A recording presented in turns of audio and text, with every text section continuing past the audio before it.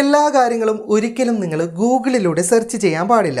അങ്ങനെ സെർച്ച് ചെയ്താൽ ചിലപ്പോൾ നിങ്ങൾ ജയിലിൽ പോലും കിടക്കേണ്ടി വരും. അപ്പോൾ എന്തുകൊണ്ട് എല്ലാ കാര്യങ്ങളും ഗൂഗിളിലൂടെ സെർച്ച് ചെയ്യാൻ പാടില്ല, എങ്ങനെ സുരക്ഷിതമായി സെർച്ച് ചെയ്യാം എന്നുള്ള കാര്യങ്ങളൊക്കെയാണ് ഇന്നത്തെ വീഡിയോയിൽ ഞാൻ പറഞ്ഞു തരുന്നത്. നിങ്ങൾ ഗൂഗിളിലൂടെ സെർച്ച് ചെയ്യുന്ന കാര്യങ്ങൾക്കനുസരിച്ചിട്ട് ഇൻ്റർനെറ്റിൽ നിങ്ങൾക്കായിട്ടൊരു പ്രൊഫൈൽ ഉണ്ടാകും. അത് നിങ്ങൾ ക്രിയേറ്റ് ചെയ്യുന്നതല്ല, നിങ്ങൾ സെർച്ച് ചെയ്യുന്നതും കാണുന്നതും എല്ലാ കാര്യങ്ങളും വെച്ചിട്ടാണ് ഇൻ്റർനെറ്റിൽ ഈ ഡിജിറ്റൽ പ്രൊഫൈൽ നിർമ്മിക്കപ്പെടുന്നത്. ഈ പ്രൊഫൈൽ നമുക്കൊരിക്കലും എഡിറ്റ് ചെയ്യാനോ റിമൂവ് ചെയ്യാനോ ഒന്നും തന്നെ സാധിക്കുന്നതല്ല. ഈ പ്രൊഫൈൽ ഒരു ഫിംഗർ പ്രിൻ്റ് പോലെയാണ്. ഇത് എന്തിനു വേണ്ടി ഉപയോഗിക്കപ്പെടുന്നു എന്ന് വെച്ച് കഴിഞ്ഞാൽ, നിങ്ങൾ ഒരു വെബ്സൈറ്റിലേക്ക് സന്ദർശിക്കുന്ന സമയത്ത് ആ വെബ്സൈറ്റിന് നിങ്ങളെക്കുറിച്ച് വ്യക്തമായിട്ട് തിരിച്ചറിയാനും നിങ്ങളെ സഹായിക്കാനും അതിനനുസരിച്ചിട്ടുള്ള പരസ്യങ്ങൾ കാണിക്കാനും ഒക്കെയാണ് ഇത് ഉപയോഗിക്കപ്പെടുന്നത്. പക്ഷേ ഇതുകൊണ്ടുള്ള ബുദ്ധിമുട്ട് എന്തെന്നാൽ, ഇപ്പം നിങ്ങൾ സെർച്ച് ചെയ്യുന്ന കാര്യത്തിൽ എന്തെങ്കിലും പ്രശ്നങ്ങൾ ഉൾക്കൊള്ളുകയാണെങ്കിൽ, നിങ്ങൾ സെൻസിറ്റീവായ കണ്ടൻറ്റാണ് സെർച്ച് ചെയ്യുന്നത്, അല്ലെങ്കിൽ ഒരു സിനിമയ്ക്ക് വേണ്ടിയിട്ടൊക്കെ ഗൂഗിൾ സെർച്ച് ചെയ്യുന്നവരുണ്ട്.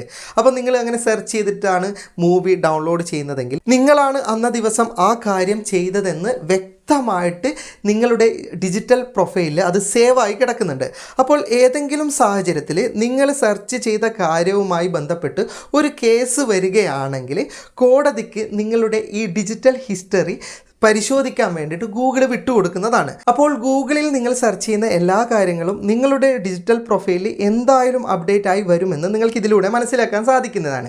ഇനി എങ്ങനെ നമുക്ക് ഇതുപോലെ നമ്മുടെ ഡിജിറ്റൽ പ്രൊഫൈലിൽ വരാതെ സെർച്ച് ചെയ്യാൻ സാധിക്കുമെന്ന് ഞാൻ പറഞ്ഞു തരാം. ഈ ഒരു ഓപ്ഷൻ മിസ്യൂസ് ചെയ്യാൻ വേണ്ടിയിട്ട് ആർക്കും പറഞ്ഞു കൊടുക്കുന്നതല്ല. പലരും അറിവില്ലായ്മ കൊണ്ട് പല കാര്യങ്ങളും ഗൂഗിളിൽ സെർച്ച് ചെയ്യാൻ സാധ്യതയുണ്ട്.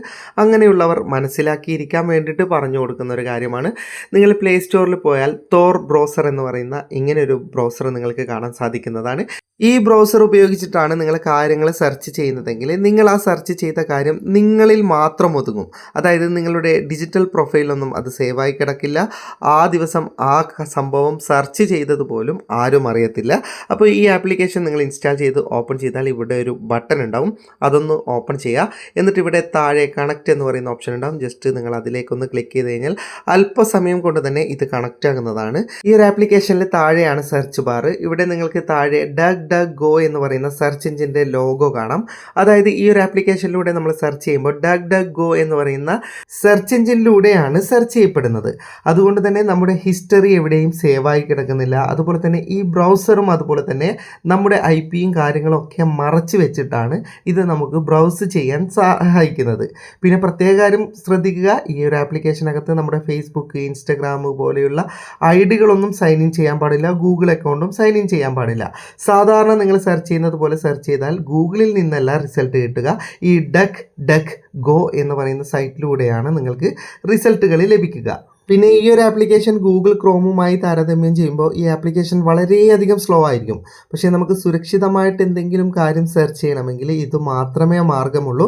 നിങ്ങൾ VPN ഒക്കെ ഓണാക്കിയിട്ടാണ് സെർച്ച് ചെയ്യുന്നതെങ്കിൽ, ഗൂഗിൾ ക്രോം ആണെങ്കിൽ നിങ്ങൾ ഈ VPN ഉപയോഗിക്കാത്ത സമയത്ത്, നിങ്ങൾ VPN ഉപയോഗിച്ച സമയത്ത് എവിടെയൊക്കെ സന്ദർശിച്ചു, ഏതൊക്കെ സൈറ്റ് സന്ദർശിച്ചു എന്നുള്ള വിവരങ്ങളൊക്കെ നിങ്ങളുടെ ബ്രൗസറിൽ തന്നെ ഉണ്ടാവും. അതുകൊണ്ട് തന്നെ VPN ഉപയോഗിക്കാത്ത സമയത്ത് ആ ഹിസ്റ്ററി നിങ്ങളുടെ ഡിജിറ്റൽ പ്രൊഫൈലിലേക്ക് തന്നെ തിരിച്ചു വരാൻ സാധ്യതയുണ്ട്. അപ്പോൾ പ്രശ്നമില്ലാത്ത കാര്യങ്ങൾ ഗൂഗിൾ ക്രോമിലും, പ്രശ്നമുള്ള കാര്യങ്ങൾ നിങ്ങൾക്ക് ഈ തോർ ബ്രൗസറിലും സെർച്ച് ചെയ്യാൻ സാധിക്കുന്നതാണ്. വീഡിയോ ഇഷ്ടപ്പെട്ടെങ്കിൽ ലൈക്ക് ചെയ്യുക, നിങ്ങളുടെ അഭിപ്രായം കമൻറ്റ് ചെയ്യുക. ഒരുപാട് സുഹൃത്തുക്കൾക്ക് ഉപകാരപ്പെടുന്നതാണ്, ദയവായി ഷെയർ ചെയ്യുക. ഇതുപോലെയുള്ള വീഡിയോകൾ ദിവസേന ലഭിക്കാൻ ഫാറ്റ് ടെക്കിൻ്റെ ഫേസ്ബുക്ക് പേജും യൂട്യൂബ് ചാനലും സബ്സ്ക്രൈബും ഫോളോയും ചെയ്യാൻ മറക്കരുത്. അപ്പോൾ വീണ്ടും മറ്റൊരു വീഡിയോയുമായി കാണുന്നതുവരെ ഗുഡ് ബൈ.